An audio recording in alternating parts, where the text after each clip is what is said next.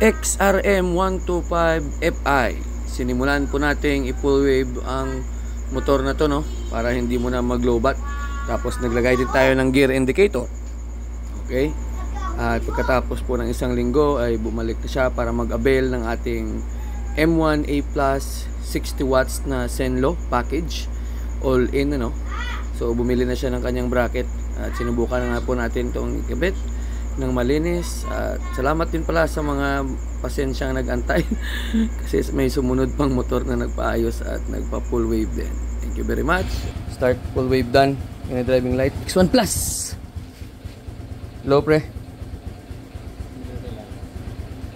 High. Okay. Passing. Patsabi. Patsabi driving light. Pass light. To. Piak. Pass light. Man. Thank you. Sa MFI, full wave done.